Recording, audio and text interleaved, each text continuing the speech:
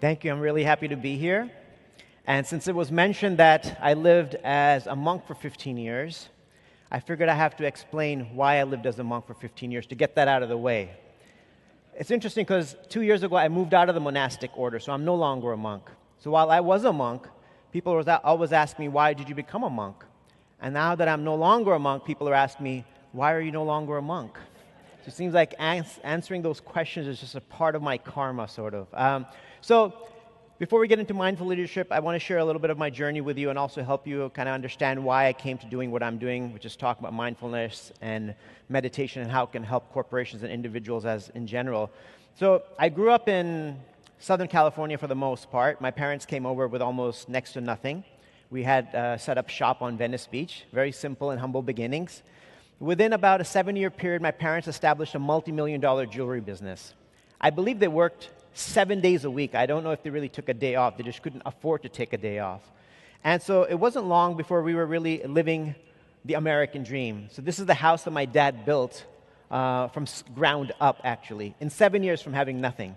It was a house, a 6-bedroom house, pool, jacuzzi, a waterfall, and my bedroom window, which was the one on the top right, I had a postcard view of all of downtown LA.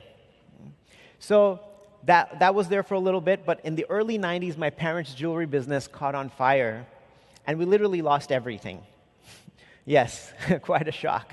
I was 21, my third year of college. My dad decides to explore other business opportunities, and he decides to go to post-communist Bulgaria in 1992, right when it had come out of communism. So my mom and I, we pack up our bags, we leave everything behind, whatever little we had, and we go off to Bulgaria. Now, we ended up going from that house to living in a 1-bedroom apartment in one of these types of buildings. Now, at that time in Bulgaria, hardly anybody spoke English. Like, you really couldn't find anybody that spoke English. Everything on TV was in Russian and in Bulgarian, so I couldn't even watch TV. All the movies were a couple years old. I guess they were pirated or whatever. They were just in the theaters. There were no basketball courts that I could find, no volleyball. This is the stuff that I grew up with in LA. There was, I think, one tennis court at the end of a town. I had to take a bus to get there, 45 minutes. Even the operator didn't speak English, so I'd have to walk to the post office and make a call to the U.S. So that was a time when I really went internal, started my own internal journey, and began the practice of meditation and mindfulness. This was about 20 years ago. Gradually, we moved back to the U.S., to the East Coast. After working in the finance field for a couple of years, I decided I needed to take a break and go on a meditation retreat to India, just to kind of clear my mind. So I ended up going to India and living as a monk for the idea was to be there for a month. I spent 6 months there, traveling around, living in a monastery with 40 other monks, waking up at 4 in the morning, meditating for 2 hours a day. I really thought I was going to freak out at this lifestyle, but somehow I fell in love with it. Right? Sleeping on the floor, doing simple services. Then I came back to the U.S., moved into a monastery in New York City, of all places, and decided to spend another 6 months as a monk, just to keep that experience going, because it was the most deeply fulfilling experience I'd ever had in my life. And it turns out that I ended up spending another 14 and a half years living in New York as a monk. So this was not part of the game plan, but I ended up spending a total of 15 years living as a monk. Last July, I decided I wanted to get married. Last July, actually, I got married. 2 years ago, I moved out of the monastery. So that's a little bit about my journey on how I came to, this is me as a monk in New York. Got to have that little cell phone there to match my robes. So one of the key things that we practiced and learned about was the nature of the mind. And this is my book, in case anyone's really interested in figuring out all the crazy things that happened in my life that led me to becoming a monk. So one of the key things I focused on, or the focus was to understand the nature of the mind. And what is the mind? Because if you think about it, most of our stress and anxiety comes from our mind. It's not so much the external situation, it's how we perceive that situation. So I'm sure we've all had an experience where you've perhaps had an argument with somebody, like somebody you don't like, and you're arguing with them, and you realize the whole argument was taking place simply in your mind. Like you were yelling at them, and then you were coming up with dialogue for them that they were yelling back at you in your mind. You guys can relate to this? Or just because I live in New York, am I the only crazy one here? Okay, so I'm hoping you've all had this experience, otherwise I'm sounding completely nuts here. The mind is really the cause of our stress and anxiety and depression. And mindfulness meditation can really help with this. So I like to compare the mind to a hard drive, which stores unlimited information. Everything we smell, taste, touch, see, or hear gets registered in the mind. But most of it we're not even aware of. According to Psychology Today, an average person has between 25,000 and 50,000 thoughts a day. That's about 1,000 to 2,000 thoughts every single hour. We're having so many thoughts, but we're not even aware of our thoughts. Like every 2 seconds, your mind goes off to something else. Right? And what is our mind doing? It's doing two things. It's either thinking about the past or it's planning the future. And what unfortunately happens is a lot of times the mind focuses on negative things from the past. Right? How many here are bothered by something that happened to them a year ago? In some ways you were hurt, but somehow you still remember it. Raise your hand if you, right? How many of you are bothered by something that happened 5 years ago? You happen to just remember it, not on purpose, but it just comes up, right? 10 years ago? 20 years, right? So the mind has a hard time letting go. But a lot of those things have no relevance in our lives right now. But it comes up. If you could choose, you would choose not to remember those things. But you see, the mind is on autopilot. So the point about mindfulness is to bring it so that it's not on autopilot and that we can actually have more control over what goes on up here. And if it's not in the past, the mind is in the future. It's planning something all the time. Even while you're sitting and listening to me, you might be planning an email. Some of you might be thinking about, I wonder what the lunch menu is going to be. How many of you are thinking about lunch accidentally? If not purposely, but accidentally, yeah. So, I like to think of the mind as like our smartphone. Right? And in our smartphone, whenever you have too many apps open, it slows the phone down, right? So you close them out. So our mind has a gazillion apps open. The food app is one of those that just can't close. It's one of those things that comes with the phone. You can't even delete it if you wanted to. So that one's just kind of open. You're eating lunch, you're going to be thinking, I wonder what's going to be for dinner. And dinner, what about breakfast? So that one's always there. But the mind is always planning. And a lot of times it's planning and becoming anxious about things that may or may not happen.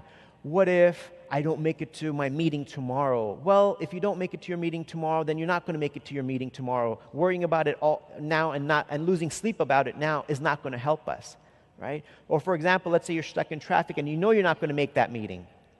And you have two choices at that point.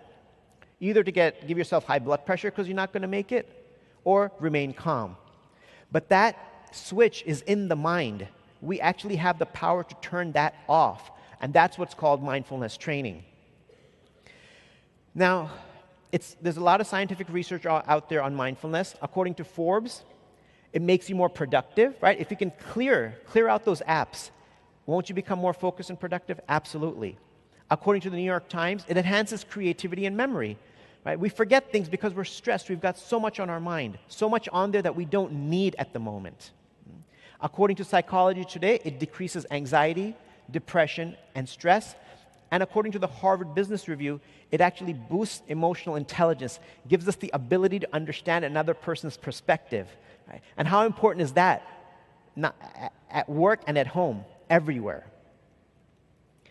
And these are some of the studies, in case you want to look them up, right, that have been done on mindfulness. And you can read the research papers. And just some of the benefits that we've already kind of mentioned are stress reduction, boost to working memory, and I think we can all use a little boost to our working memory. It improves our focus. Again, another way to think of the mind is like a traffic jam. When you clear the traffic, then there's movement and there's flow. Less emotional reactivity, right? We all have a tendency to sometimes react emotionally. It helps calm that down. That can be very useful in a heated meeting. More cognitive flexibility and relationship satisfaction. Right? If you're obviously able to focus more, you're able to remain more calm, you'll have better relationships, personally and professionally. Now, so that's mindfulness. How can that impact us as we engage in a leadership capacity? Right? So, if we can have less emotional reactivity and better relationships, mindfulness will help us have more balanced emotions so that we don't lose our cool, especially in a workplace environment, working in teams. Lose your cool and it can really mess things up. It can really hurt relationships. So it allows us to remain emotionally balanced, more calm, more cool during difficult situations. It also will allow us, if we can remain calm and cool, to communicate with compassion. Communicate thoughtfully. Communicate with a sensitivity. Am I going to uninspire this individual by giving them whatever feedback that I need to give them? Is it going to be inspiring for them? Are they going to be uninspired when they go back to their desk? And also, it'll help us remember the very simple formula that we have 2 ears and a mouth. If we use them in those proportions, all our communication will improve. And by nature's arrangement, our mouth is naturally closed and our ears are naturally open. Someone's trying to tell us something. Appreciation, how important is that, especially in a workplace environment? According to the Huffington Post, employees who are appreciated will work harder, and those who aren't will develop a wandering eye. We all like to be appreciated for the work we've done. But how good are we at appreciating others? Do we have a culture in our team or our organization where we, even if we're not the leader, just go up to our colleague and appreciate what they've done? Now imagine if that can be a culture that we develop, where we start appreciating each other on a peer level, and the positive energy that could be created in that environment. Humility in leadership. We all may almost think that this doesn't go well together. How can you be humble and be a leader? Well, according to Forbes, a humble leader is secure enough to seek the input and talents of others and not feel threatened by them. And it's also, humility means to not think less of yourself, but to think of yourself less. Think of others more. So if we approach leadership in that capacity, that can be very, very powerful. And of course, leading by example. Doing what we expect others to do. These are some of the components of mindful leadership. Now, I want to use the example of Haruka Nishimatsu, the CEO of Japan Airlines. It's really interesting. At one point, he had to give a pay cut to a large number of his workforce, but what he also did was he gave himself a pay cut. As a CEO of the 10th largest airlines, there was a year where he only made $90,000 as a CEO of an airline. He also cut out a bunch of its perks. It's explained that he takes the bus to work, and he doesn't sit in an office. He sits with everybody in an open space so people feel that he's accessible to them. He lets people know that he's one of them. And when it's time for lunch, he gets in line and gets his own lunch. And he eats with everybody. Something interesting for us to think about, being accessible. And he's regularly appreciating the workforce, from the flight attendants to everyone else.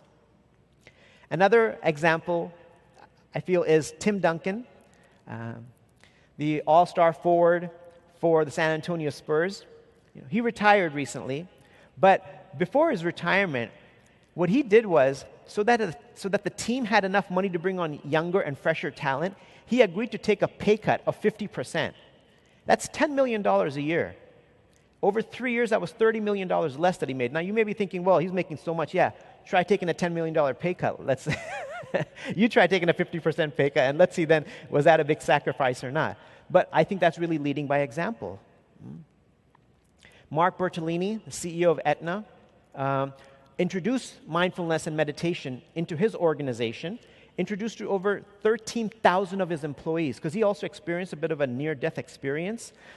So he took it up himself and introduced it, and the results that they're experiencing is that there's about a 28% reduction in stress that they're experiencing among the employees who have practiced it, and that there's a 20% improvement in sleep quality, and they've gained 62 minutes of productivity per employee per week as a result of incorporating meditation and mindfulness and yoga. Because again, it clears the mind, gives us an opportunity to focus more on the things that need to be focused. And welcome, everybody can do it. It's not just for monks anymore, right? It's not just for monks.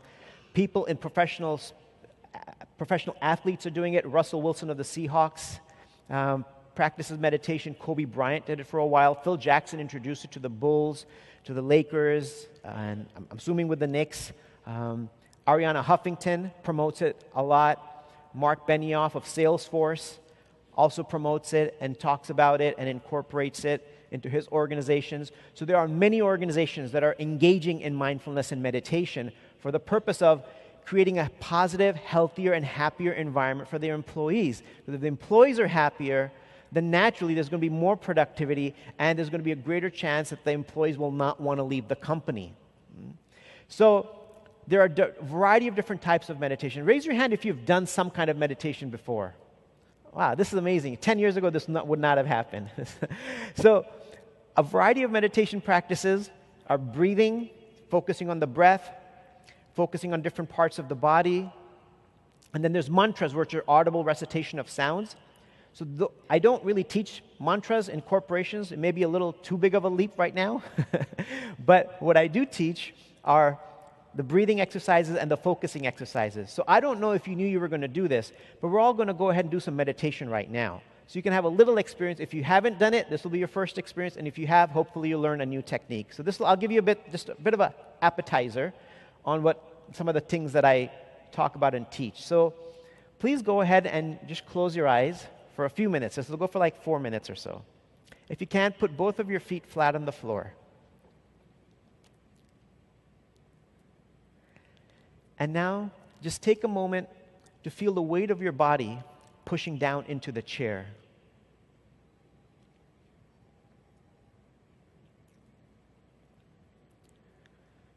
And try to keep your mind present. If it starts planning, just bring it back. Feel your feet pushing down into the floor.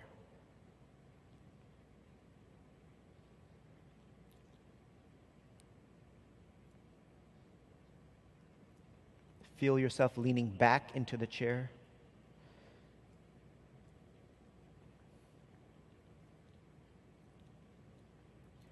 Now begin to take a few deep breaths just through your nose if possible. And as you breathe in, feel the cool breath going in and really fill your lungs. Let's take nice and deep breaths. The deep breathing in itself has an incredible ability to release tension from our muscles and our mind.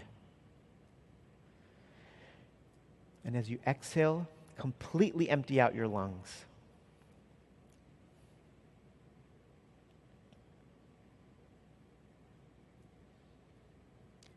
Feel the cool breath going in through the nose, and when you exhale, notice that the breath is warmer.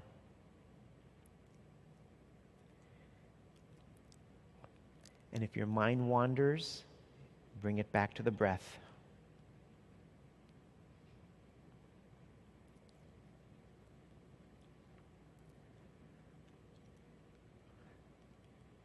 Now go ahead and take 10 deep breaths. Inhale 10, filling your lungs completely, and exhale 10. Complete inhalation and complete exhalation. Inhale 9, and exhale 9.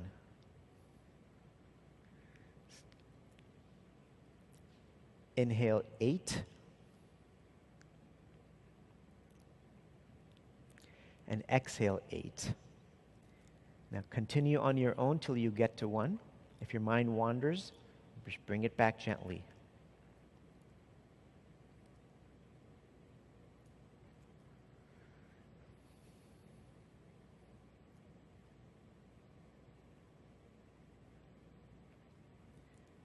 Try not to plan.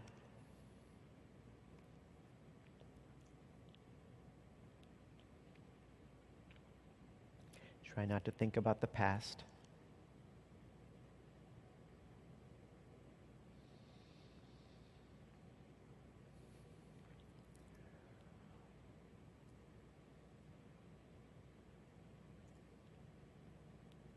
Stay focused on the breath.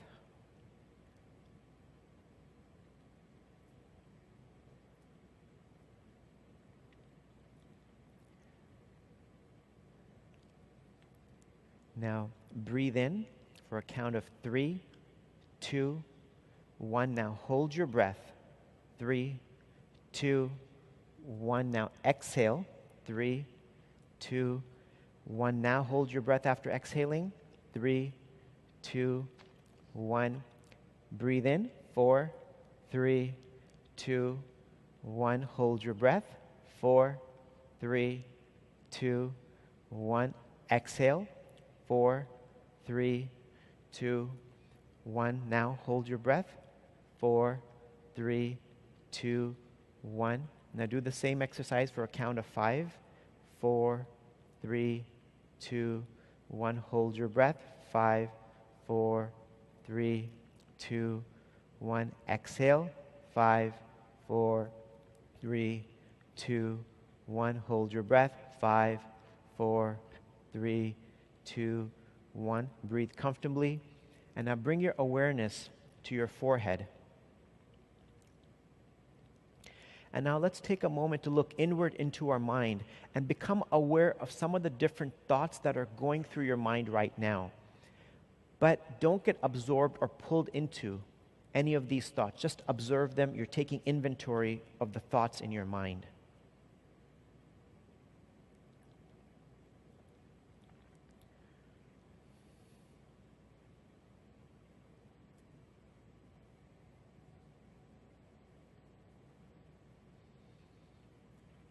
Try to stay focused. Try not to start planning.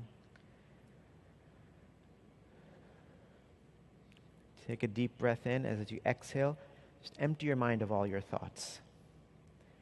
Take another slow, deep breath in and release any tension and stress that you're holding in your body and mind. Just exhale it out.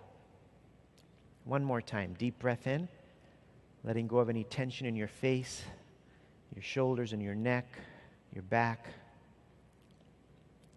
Now gently bring your awareness into your heart.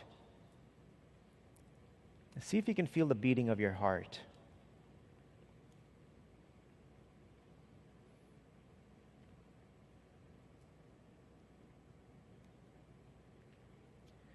Now just take a moment to feel grateful for some of the positive things that are happening in your life and for the positive people in your life that have supported you. Just take a moment to feel grateful for all of those things.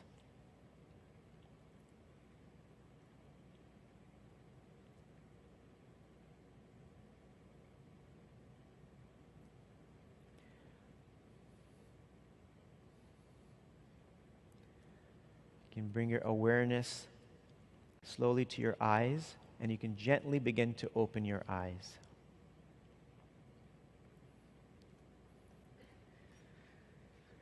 So welcome back.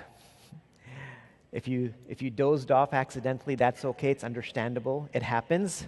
It happens almost every single time because the meditation relaxes us. So you can feel free to take 5 minutes a day, meditate before going to work, at work, before a meeting, before going to bed. Just start with 5 minutes for 30 days and then increase it by 1 or 2 minutes. We don't want you to become type A meditators. 45 minutes today and then nothing the next week. Slow and steady. If you increase it by 1 or 2 minutes each month, you'll be up to 15 to 20 minutes at the end of the year.